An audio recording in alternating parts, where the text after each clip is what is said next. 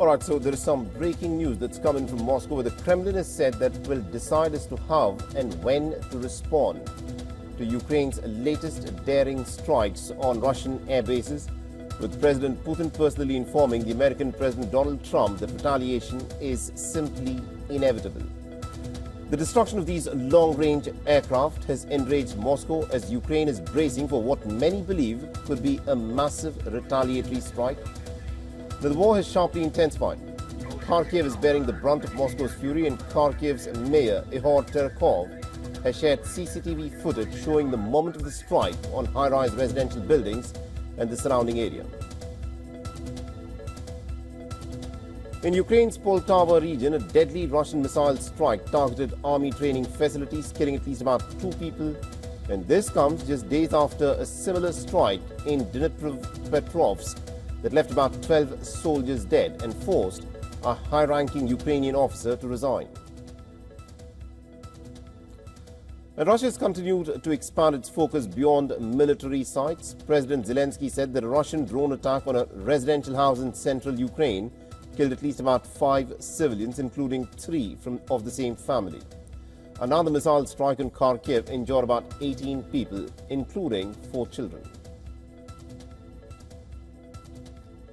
Now, Zelensky has accused Moscow of trying to buy time to continue killing and has urged the West to impose maximum sanctions on Kremlin. And despite the sharp uptick in Russian attacks, Kiev isn't backing down. Now, the Ukrainian armed forces have also released some footage of a precision missile strike on a Russian missile system in Bryansk near the Belarusian border system that they claim was preparing for another round of attacks on Ukraine. Now, over the weekend, Kiev also launched some deep drone strikes that have hit nuclear-capable strategic bombers that were stationed far inside the Russian territory, including in the heart of Siberia, in what is being seen as one of Ukraine's boldest moves yet. Now, while its attack may have been audacious, the potential retaliation has threatened to take the Russia-Ukraine conflict into some uncharted territory.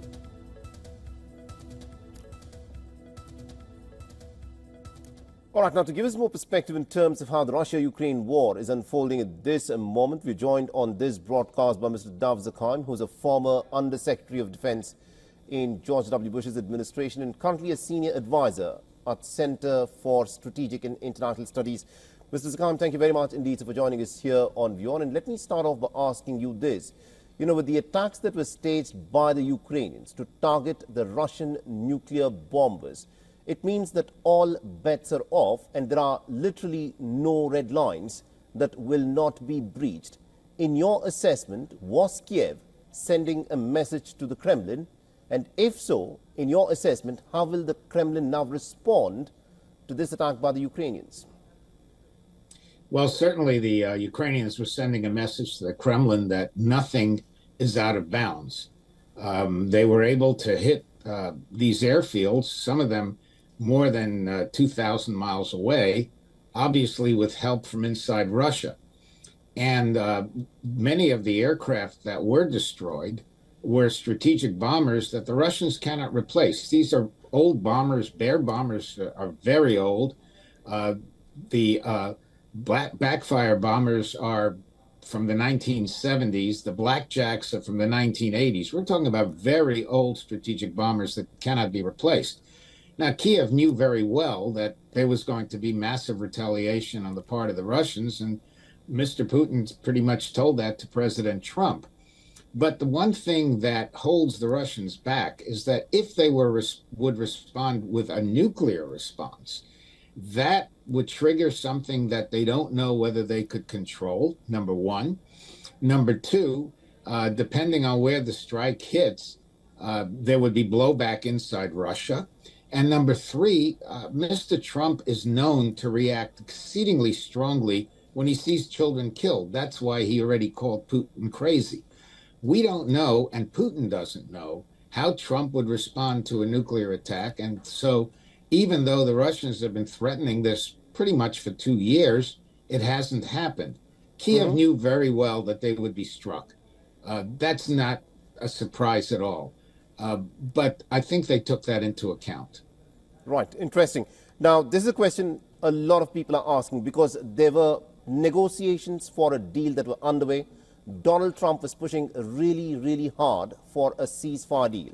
Considering the complexity of the attack that was staged by Ukraine, do you think this was an attack that the Ukrainians could have done without the active support of American intelligence? And if indeed the American intelligence was involved, could the American president not have been in the loop?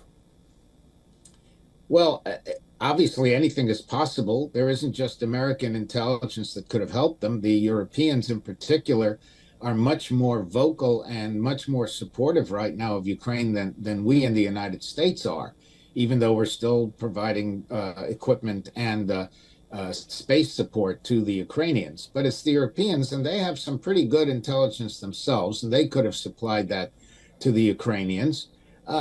I don't know that the Ukrainians were thinking about what the United States might do, other than perhaps hoping that a Russian violent, exceedingly violent response that killed more men, women, and children that were innocent might actually prompt the United States to support Ukraine more than it's doing.